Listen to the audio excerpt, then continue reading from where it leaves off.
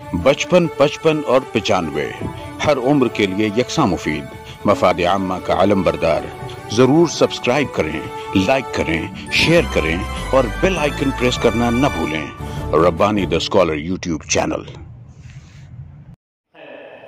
आइए मैं अगले कलाकार के हैसियत से यहाँ पर हमारे दरमियान मौजूद मोहतरम शकील मुस्तफा साहब को आवाज़ देता हूँ, तशरीफ लाएं और अपनी तकरीर पेश हाज़रीन, ये कुछ रिश्ते नाते हैं कि ताल्लुक़ से कोई बातें हैं कि जो टूट जाते हैं। और इससे पहले मजीद सर ने जो बातें पेश की वो अहले कदीम की थी, और इसी तरीके से जो बाद में उसकी बात पेश की गई, माशाअल्लाह माजी की बातें की और हज़रत ने हाल की बातें की। माशाअल्लाह मैं कुछ हाल और कुछ मुस्तक़बिल की बातें कि हम ऐसा ना करें। मेरी कहानी को उन्वान है, कहानी कहेंगे अफसाना आवारगी का तोहफा। गर्दिशे डर नहार तो सदा उसे देती है जो किसी जुर्म व गुनाह का मुर्तकिब होता है। मसमूम हवाएं तो उनके लिए चलती है जो अहकामात इलाही से रुगर्दा होती है। हिरन के उस बच्चे का क्या कसूर जिसकी माँ का शिकार किसी इंसान ने कर दिया हो और वो दूध से महरूम अकेला जंगल में मारा मारा फिरता है। जी हाँ, आपके समाज में बताइए उस मासूम बेगुनाह बच्चे का क्या कसूर है, किस जुर्म की सज़ा दी जाती है उस मासूम को जिसका बाप अपनी बीवी को तलाक दे देता है। मैं भी आपके समाज और माशरे का एक फर्द हूँ। मुझे खिताब दिया है आपके समाज से कि मैं आवारा हूँ, बदमाश हूँ, हार्ट टेम्पर हूँ, ऐसा जज्बाती हूँ कि तैश में आकर किसी का खून भी कर सकता हूँ। मेरी ये एहसासात, मेरी इस नफ्सियात का जिम्मेदार कौन? कब हुई मेरी ये हालत कि धोबी का कुत्ता घर का न घाट का? हाँ सुनिए और दिल दिमाग की किताब पर रकम कर लीजिए मेरी दास्तान अलम। मैं स्कूल से घर आया, 7 साल की मेरी उम्र थी। घर में वालिद और वालिदा के दरमियान बड़े ज़ोर की लड़ाई जारी थी। गालियों, दुश्मन तराजी और इल्ज़ामात के तीर दिलों को ज़ख्मी कर रहे थे। दादी और बुआ मुग़ल्लिज़ात के ऐसे औचे वार किए जा रही थी कि मेरी वालिदा बुरी तरह रो रही थी।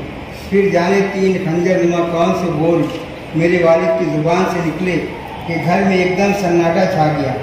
आसमान पर बादल गरज उठे, बारिश तो बरसी मगर मेरी वालिदा की गंगा जमुना उन आँखों से तुबियानी कैफियत को बहन उठी। दादी चीख उठी, चल निकल, अब यहाँ से तेरा अब इस घर में कोई हक नहीं।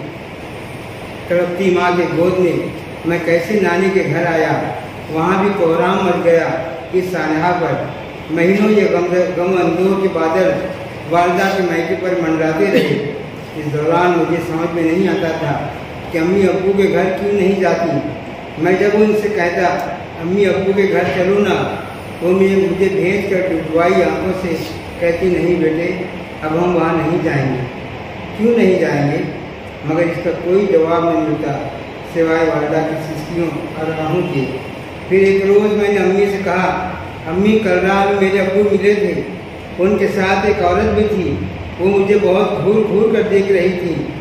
अब्बू गमगीन दिखाई दे रहे थे मगर मुझसे कुछ भी नहीं बोले। माँ ने ठंडी सांस भरी थी और दादी से बोली, मुझसे शादी कर ली है, अब माँ बेटी का कलेजा ठंडा हुआ होगा। चंद महीनों बाद कुछ मर्द और औरतें बार बार हमारे घर पर आते रहे। फिर एक दिन माँ ने नए कपड़े पहने मुझे खूब भेंट कर गले लगा कर रोती रही। मेरी नानी और खालाएँ बार बार कह रही थी, अरे फिक्र मत कर आपा, हम लोग तेरे बेटे को खूब अच्छी तरह रखेंगे, मत रो आपा, हम लोग हैं ना। मालूम हुआ माँ की भी शादी हो गई। माँ अपने नए घर पर मज़े में है, अब्बू नई बीवी के साथ बहुत खुश हैं और मैं नानी के घर में कोई नौकर नहीं है ना, इसलिए सौदा सलफ पानी भरना, दुकान बाजार से कोई चीज़ लाने के लिए मुझे ही कहा जाता है। मामू के बेटे और बेटियां अच्छी अच्छी प्राइवेट स्कूलों में तालिब इल्म और तालिबात हैं और मैं प्राइमरी स्कूल का एक अदना सा तालिब इल्म। तातील होती है तो सबके अब्बू और भाई स्कूटर पर लेने आते हैं, कोई रिक्शा पर जाता है और मैं बोझल कदमों से थका मांदा घर आता हूँ। मैं बदनसीब, न मेरी माँ है न बाप, मामों की घुड़कियाँ, मामी के तीर और करारी ज़बान, अकला से बच्चों का मेरा मजाक उड़ाना मुझे बदज़ुबान, आवारा, बदमाश और हार्ट टेम्पर जज्बाती न बनाएगा तो और क्या बनाएगा। अब्बू अम्मी मेरा तकिया रोज़ रात को भीगता है और दिल बार बार पुकारता है, तूफान खाना आपका, कश्ती मेरी गई, कर ली है शादी दोनों ने दुनिया मेरी लुटी, मेरा कसूर क्या है कुछ तो बताइएगा। अश्कों की एक नदी है जो हर रात बह रही, किस जुर्म की सज़ा है, मेरा कसूर क्या है, आवारगी का तोहफा किसने मुझे दिया है। शुक्रिया। मोहतरम शकील मुस्तफ़ा साहब अपनी तकलीफ यहाँ पर पेश कर रहे थे, इस पर जो साहबान तबसरा करना चाहते हैं।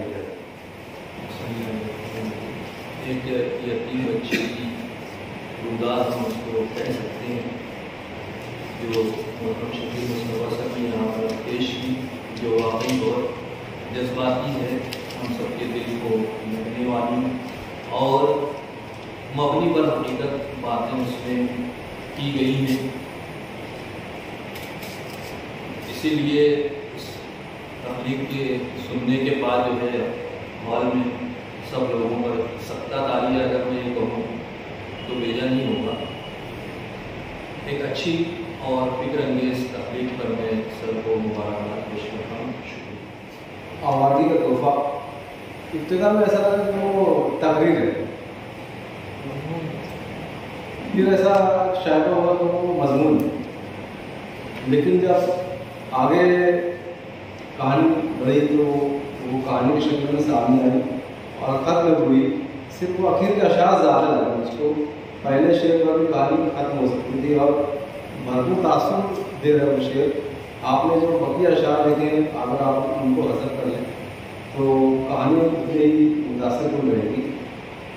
और वाकई जो असल कहानी मतलब शुरू का जो किताब है वो उस बच्चे की ज़बान से मेल नहीं खाता, जो पूरी कहानी बयान कर रहा है, कहानी में जो रावी है उसकी ज़बान से वो मेल नहीं खाता। शुरू का जो हिस्सा है वो ऐसा लगता है कि शकील साहब की ज़बान है, तो उसके अल्फाज ऐसे हैं और बच्चे की तालीम भी वैसी नहीं है, उसका मुताला भी कहानी में उतना नहीं बताया गया है कि वो वैसी ज़बान इस्तेमाल कर सके, या उसका रहन सहन भी वैसा नहीं है, वैसे लोगों में उठता बैठता भी नहीं है कि हम समझ लें कि वो वैसी ज़बान में इस्तेमाल करें। इसलिए शुरू का हिस्सा भी आप निकाल सकते हैं, बल्कि मेरी राय में निकाल ही दें और अशार आप कुछ कम कर लें तो ज़्यादा बेहतर होगा। कहानी बहुत मुतासिर करती है, पैगाम देती है कि ऐसे लोगों पर भी खास तवज्जो दी जाए। बहुत अच्छी, मुझको तो बहुत पसंद है वो असल कहानी जो है वो दरमियान की। बहुत मुबारक। मैं आपसे इजाज़त चाहूँगी कि मैं नफ्स मजमून कहानी का बहुत अच्छा था और जो आज एक समाज माशरे का एक बड़ा अलमिया बना हुआ है, जिसको लोग ज़माने के टोकर में रख के यूँ चल रहे हैं, तो कोई बात ही नहीं। और मैंने भी इससे पहले कहा था कि मैं कहानी लिख रहा हूँ, लेकिन वक्त की तंगी की वजह से मैं नहीं लिख सका। अलबत्ता वो इसी बात पर थी, लेकिन उसका पहला अलग है, मैं उसको मुकम्मल करूँगा और जब मुझको लगेगा कि मैं सेटिस्फाई तब इंशाल्लाह मैं सुनाने की कोशिश करूँगा। मुझको बहुत पसंद आया।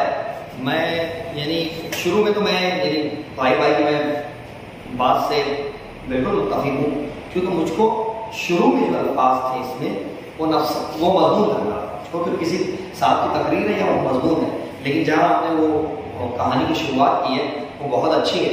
और मेरी अपनी इस ज़ाती समझ है कि वो जो लड़का वालिदा के घर आ गया और उसके बाद में कह रहे हैं कि वो मुझको आवारा कहते हैं, ये कहते हैं, अगर उसको जब ये कहानी ही है तो उसको अगर ऐसा बरता जाए कि वो लड़के के साथ में कुछ ऐसे वाक़यात स्कूल में पेश आ गए कि क्या बात है भाई तुम अब तक के अपनी नानी के घर ही हो, तो वो सवाल करता है कि क्यों ऐसा हो।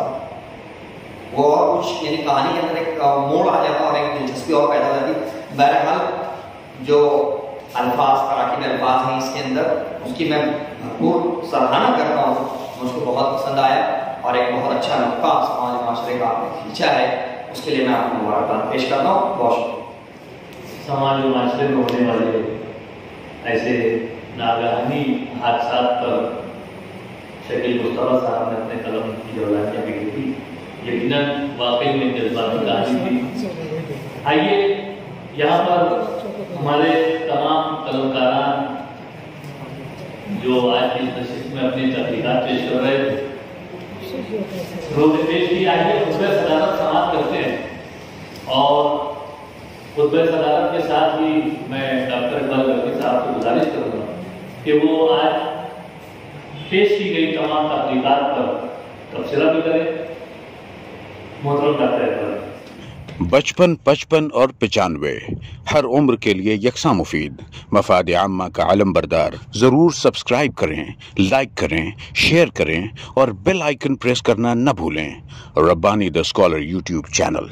Rabbani the scholar YouTube channel इल्मी, अदबी, दीनी, मिली, समाजी, सकाफती, तहजीबी, फलाही, तिब्बी, फ़न्नी, माशी, तिजारती, माशरती, इंतज़ामी, इनकलाबी, तहरीकी, तहकीकी, तकनीकी, तफ्तीशी, तामीरी, तालीमी व मालूमाती यूट्यूब चैनल। ज़रूर सब्सक्राइब करें, लाइक करें, शेयर करें और बेल आइकन प्रेस करें। Rabbani the scholar YouTube channel.